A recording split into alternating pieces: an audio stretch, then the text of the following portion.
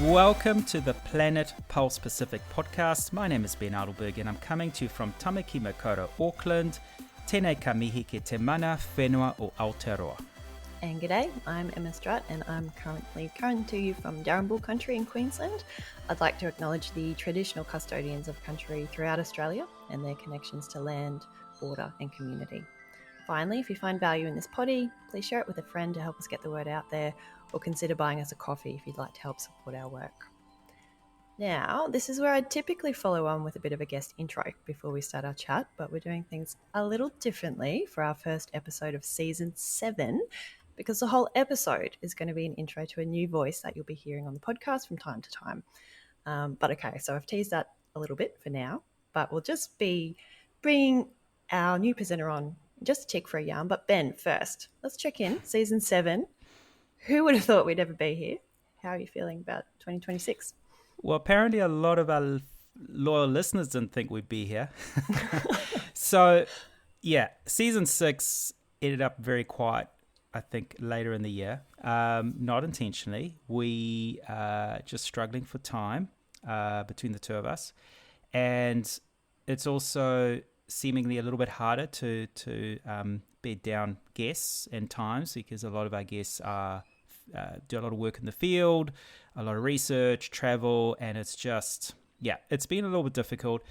And yeah, we had a bit of an annoying incident where our very last recording, which no one has heard because we never got it. The platform that we've been using for a number of years has gone under. And then we looked on Reddit and a lot of people lost a lot of recordings. So it kind of left us a little bit deflated. But we're here. We're back. And we've actually got a really jam-packed season 7. So we're here. We're still very much here. We've got 3 recordings. This is the first one for the year. We've got 3 on the trot locked in already. And we've got a very exciting series. We don't want to say much, but there's a particular series that we're working on for maybe April, May. Can we tease the co-host? Yes. Don't want to give it all away. At the very least, let's do that. Okay, so if anyone is a long-time listener, they will be familiar with our fantastic episode that we had with Dr. Neil Hadaway. He will be spearheading this and joining us again, and we're so keen to bring you some conversations. So please keep your eyes and ears peeled for that. Yeah. No, very exciting. A lot of hard work ahead. And it will extend a bit beyond our traditional realms of keeping it local, Australia, New Zealand. So that's all we're going to say. We've got a series, and there's going to be a teaser episode with Neil that we'll be recording soon that will go into more detail about what we're going to have upcoming. We don't want to say too much just in case, but it's happening. So very excited. But we're going to need a lot of help. So we've got that third face, but no one's really going to see it, so voice, that we're going to talk about now. Look, if you've heard seen the title, yes, season 7, episode 1, Abby Patterson. So welcome to the show, Abby. Kia ora, guys. So great to be here. And how are you feeling being on this side of the mic? Oh, very exciting. It's been, I'm just really looking forward to being a part of the team and I was reached out by Ben maybe couple months ago, and been something I was just so excited to hear about, and I've been listening to the podcast for a while as well. Enjoyed some of the episodes, and just was so stoked to get invited to join. It was amazing. So who is Abby Patterson? Let's talk about you, because there's a reason why we felt you could be a good fit. So tell us a little bit about yourself, where you are, because as our listeners have heard many times, Emma and I have never recorded an episode in the same room, let alone country. But where are you based at the moment? So I'm currently based in Wellington, but only for about 4 more days. I'm moving up to Auckland to start my first full-time job, which is very exciting. So I am, I guess you could say, a science communicator, I like to say, but I've sort of been doing a lot of social media and a lot of science communication, and my goal is to sort of close the gap between sustainability and communication. I did an undergraduate degree in biology and environmental science. I was just so into the environment. That was kind of then what I went into, because I saw that was something I wanted to do. But then I think as it got to my third year of university, I created an Instagram page where I started sort of sharing a lot of the learnings that I was having in class, things that I wished more people knew.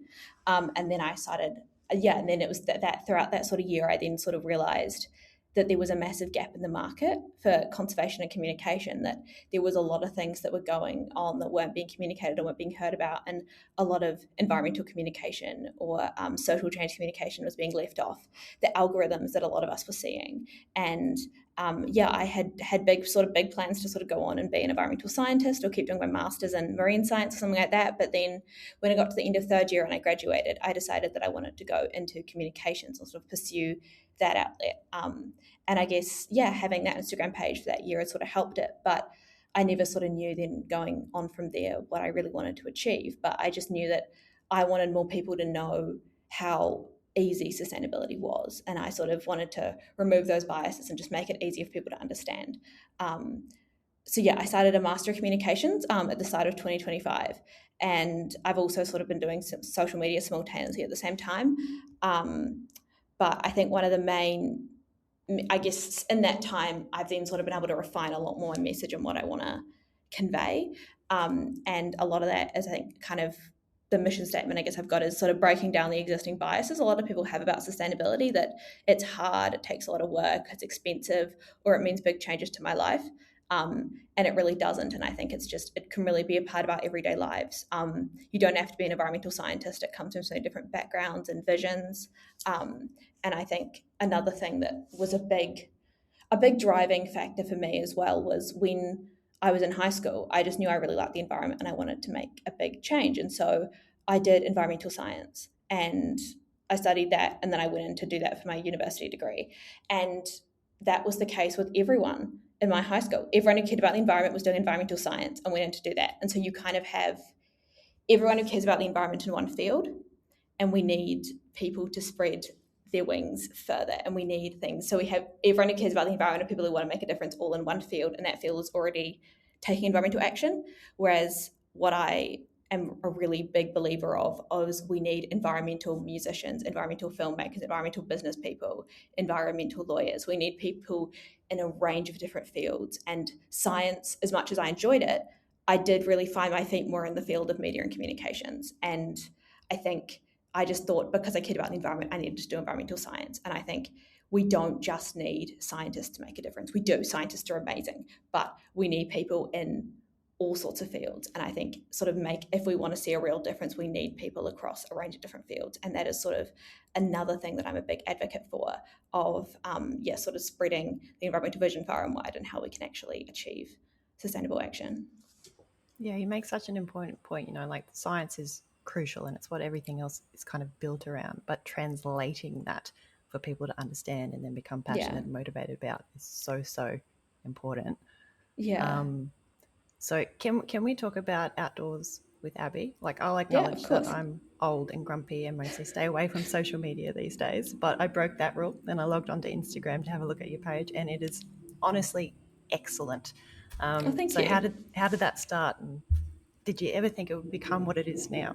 Not at all. It's completely unplanned. I sort of was doing second year of my biology and environmental science degree. I got an internship with the Waiheke Resources Trust, and I was spending the summer on Waiheke doing field work, doing an internship there. And I had this sudden idea that I had all these pictures and things I was doing, and I wanted to find a way to record it. And so I made an Instagram page and I called it Outdoors with Abby. And I was basically just saying, on my internship today, we collected compost, and I'm sort of talking about the joys of working there and some of the amazing things I was learning. And just, I was also going on a lot of, trips to the beach and bushwalks and things, and I wanted to sort of capture that. I then got pretty badly injured about a month into my internship. I was on crutches for 6 weeks, and I couldn't obviously continue that internship.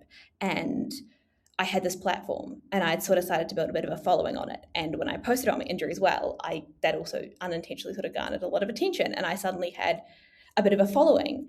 And yeah, I had a lot of suddenly free time and I wondered what to do with it. And, I was having conversations with a lot of friends coming to visit me and with family and sort of talking about, I sort of said, I've always been so passionate about the environment. And I sort of said, why is it so hard to get other people to care?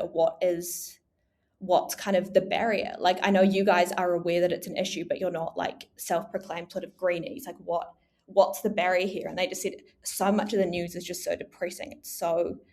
I just don't want to look at it. Like, I know that it's real and I know that it's my future, but I just don't want to engage with it because every time I do, people are telling me that I'm doomed and I don't want to hear that.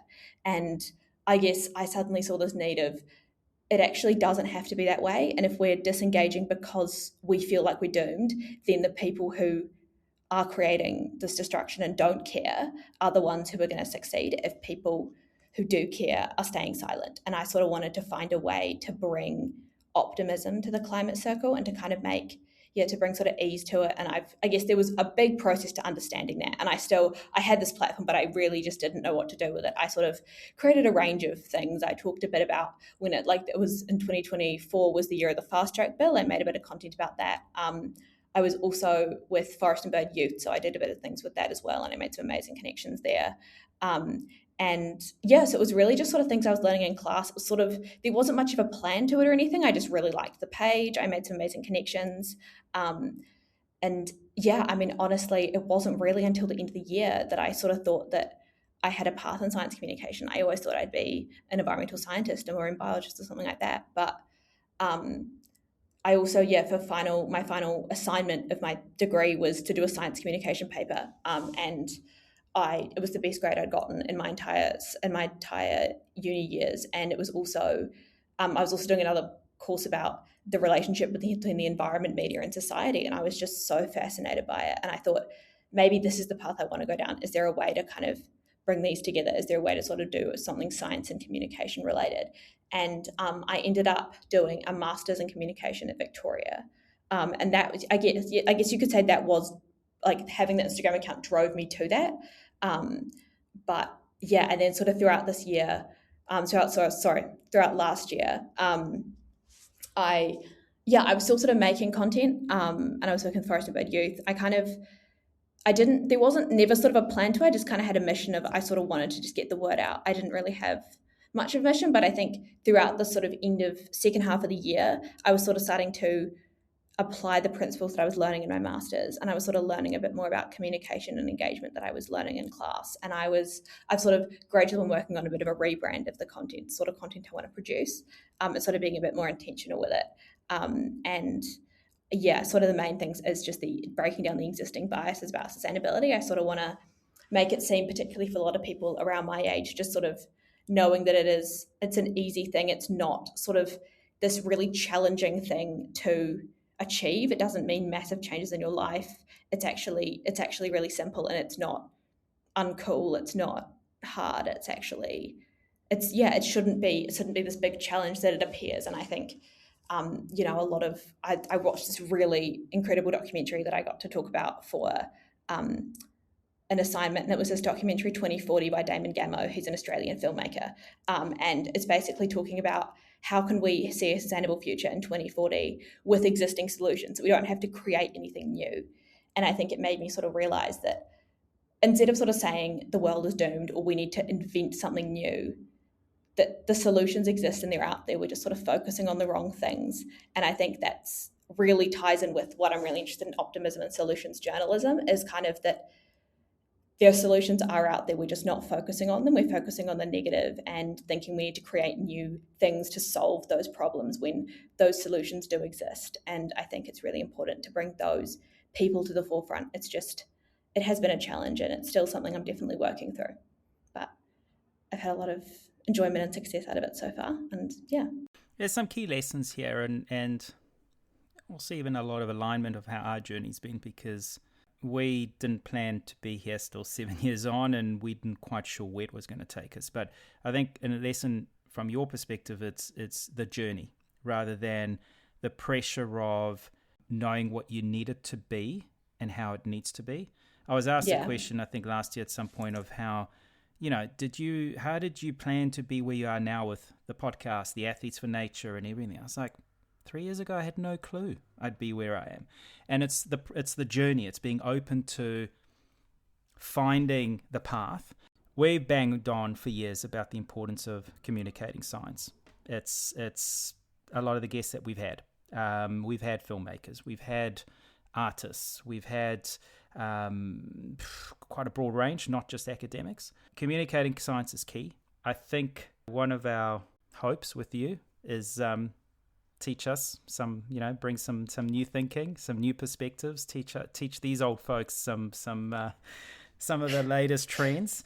Yeah, it's just a different mindset. And I think one of the things we sometimes question ourselves is how do we make that connection? How do you take something that's considered boring, inverted commas, exciting, or something that you want to listen to? So I think there's some good opportunities. Have you had some thoughts? I know we've had some chats, but some thoughts of where you think this whole journey might take you through with this podcast?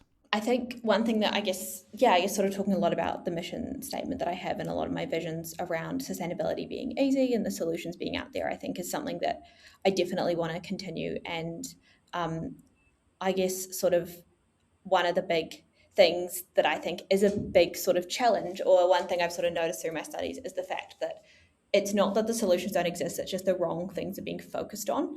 And some examples of things are like greenwashing, that we're sort of focusing on this amazing thing to save the planet, then gets debunked because it wasn't, because we were focusing on something that wasn't actually a sustainable solution in the first place.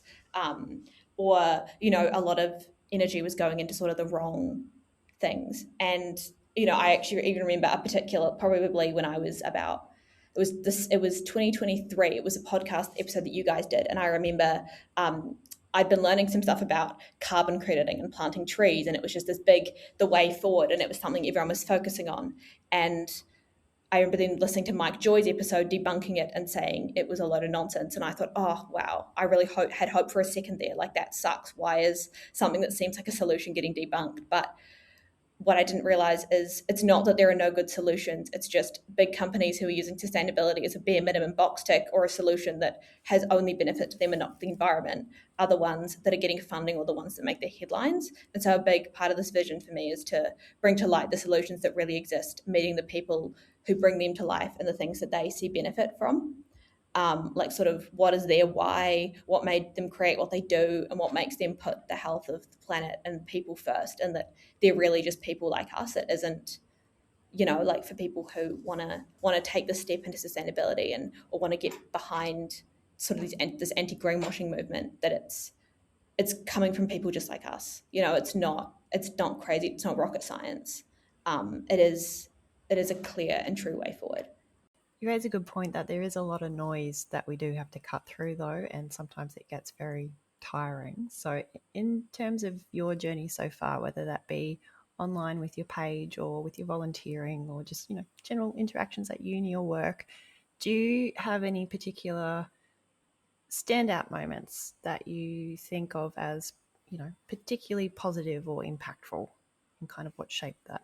I really sort of love hearing when something that I've made has been able to make an impact on other people. It's sort of, I do it for I want to do it to make a difference, and I obviously want to make a difference, but then you kind of don't do it expecting to go viral or expecting to sort of make, to have everyone know you for what you do. But then I've had, I had one of my sister's friends was studying a biology degree and she was in her first year, and she said, oh, I discovered your sister's page and I love it so much. Your sister's so inspirational. And I was like, oh my gosh, I'm so excited. And it was just so cool to get to hear that someone who was interested in the environment found my content exciting and liked the stuff I was doing. And sometimes it's hard to know that beyond the realm of your own brain, that what you're saying is making sense and resonating with people. And I think that's something that's really sticks out with me. And just seeing things sort of come together and hearing people's responses to things, seeing when things resonate with people or when things inspire people to take action through something I've done is just so, really meaningful. And I think learning how to do that and learning how to, reach the right people and how to talk about things in a way that is going to evoke emotion or evoke action is something that I've been working on, and is something that I'm still, you're still getting there with. You're not going to get perfect every time, but it is really great when you can do something that can make a real difference. Yeah. And the little victories, they add up. Yeah. Yeah, we always remind our listeners that, I guess, two aspects of our podcast is to inspire people, especially with the good stories, the success stories, or inspiring them to take action. And the other one is to stimulate conversation, because we've had some guests that, sometimes even I look back and think, oh, maybe we shouldn't have had that guest, or maybe what they said was, maybe it doesn't align. But that doesn't matter, because we're not here taking a particular stance. I mean, there's some things where our listeners know this is the path we take, and these are opinions. But for us, it's more about a platform for conversation. And if we're stimulating conversation, if we're having someone listen to the podcast and say, you know what, I don't actually agree with that, I'm going to do some research. Job done. Because that alone is creating and stimulating a different form of action or conversation as well. So that's the beauty of something like a podcast, right? It's you choose the line of conversations you want to have, but you don't have to have the solutions. You don't have to have all the answers. It's simply creating a platform. We always tell a lot of our guests, this is a platform for you to tell the story, but our listeners don't have to necessarily agree or align necessarily, but do your research. Or if you're not sure, then ask those questions, read those papers, read those books, watch those documentaries, whatever the case is, or go and take action yourself. I think, and I've always been able to learn so much through watching other people's content or hearing from other people's content, or even, it's something where I guess we talked at the start about how you guys had no idea you'd be where you were today when you started out. And I think I look back at sometimes when I sort of question, I'm like, oh, am I doing enough? Or are they even that good? And then I kind of look back at some content I made like a year ago, or even 2 years ago, and I realize how far everything has sort of come, and how every time I make a piece of content or I research something, I learn something new to improve on next time. So it's kind of cool to think about knowing where, I'll have met someone new who told me some exciting information, or I will have noticed that I made an editing mistake, but a week after I've posted it, and be like, okay, well, next time I won't do that. Or, I'll see something, I'll see my friend repost something, and I think, oh, I really want to make content about that. Or just, it's just something, the more you keep going with it, the more you learn, and the more you can learn from other people, and the more you can learn from yourself as well. Yep. And in this space, there's no finish line. So the journey is ongoing. Speaking Hence of which, season 7. Yeah, there's exactly. no finish line. One question for you, Abby. Fresh out of uni, or almost a few days fresh out of uni. Yeah. This day and age, the AI, the fake news, and there's a lot of it now. Yeah. What have you been taught on how to navigate that? So not just what we put out there, hey guys, listen to us, but in general, the content that's out there, because we're competing with so many other, from our first season to where we are now, so many more podcasts. We were quite niche. Now there's a lot of people doing the same content. So we're competing. How do you ensure, I mean, there's different ways of answering this, but from one perspective, how do we ensure that, hey, guys, our content is true, it's real, and how do you disseminate that between that and other content on Reels and TikTok and Instagram and YouTube, and where there's so much fakeness? What's your take? I mean, for my master's, what was amazing is we really got so much free reign. Like, essentially our assignments would be pick a communication issue, fit it in these frameworks, but it could be anything. And so one of my sort of things was news engagement, and news, how people were engaging with the news, and fake news. And that was a real interest point for me. And one thing that I found that was really interesting is just with the rise of social media and the rise of Reels, it's harder for long form news for people if they're just looking at Instagram, that it's harder to push news. So therefore, a lot of news sites such as Stuff or New Zealand Herald, or like international sites, they start posting reels of their news, or they post bite-sized pieces. And is that actually, and if they're, rather than not doing that at all, like, would it be better for them to just not have any social media presence so people have to go to their site? Or is it better for them to put news onto that site, onto a social media site, and be posting content that people are a lot less informed about because they're not getting the full story. And are those is the full story trying to like being able to come across through this bite-sized content or the algorithm that social media feeds us. And I wasn't able to, again, it was quite limited, only about 6 weeks to go into the study, but it was kind of what I saw was it was kind of trying to, like the analogy of trying to fit a square peg into a round hole was the algorithm that is designed to keep us addicted with social media, with reels, is not the algorithm that news fits into. News is real people, real things happening. These stories aren't designed to fit an algorithm, not designed to keep people engaged. This is real stuff that's happening. And so it's just really hard for news to then fit within that kind of algorithm and still get engagement when people are on there to look at AI or to look at entertainment, when it's competing with that kind of media. And that is kind of a big problem that was faced. And then I've then also, a bit of my other research was then also then kind of looking at interweaving of the two, of then kind of looking at what's the solution. Are people still able to then receive, if they're not looking at news directly, are they still able to receive, are they still able to be informed based on things that aren't necessarily news? And one thing I looked at was Saturday Night Live and how they do political parodies. I did an analysis of essentially that they'll do a parody each week of an American political event, and does that have any informational value? And using techniques of parody, which I was so fascinated by that, of just using that was a way. And I love that show so much, and I keep watching it now. Using that sort of skill set is so fascinating, because it's like that is exactly what happened. They're just making it a joke. They're basically just parodying it, but it's still telling the exact story of what happened. And I did another presentation. I was talking about top-down communication of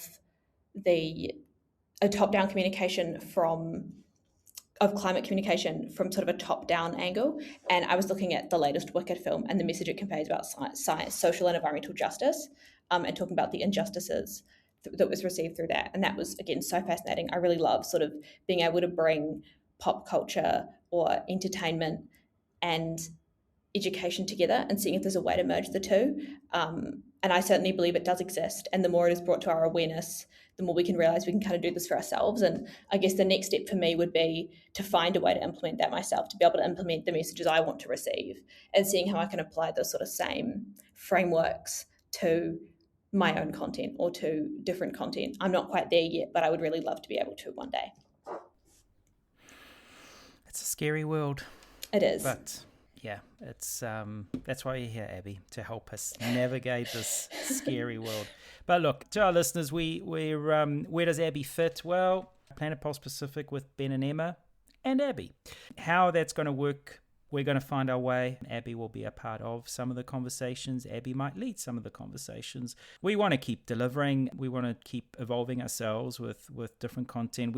I've spoken about for a while about we really want to focus on success stories, and there's been a lot of ideas, just hasn't materialized. So hopefully with Abby we can make that happen. So yeah, there's a lot of exciting ideas ahead, but like we said, we've got a couple more episodes to record. So if you're listening to this, make sure you're subscribed, because there's 2 more episodes to come, plus a back catalogue of 6 seasons. So go back and listen to those as well to fill the gap. Yeah, Emma, anything else from your end? Parting shots? No, not really. I'm just really keen to dive into the year and keep bringing you good conversations about things that matter. What about you, Abby? Any final points that you'd love the listeners to know about you, or anything in general before co-hosting this season?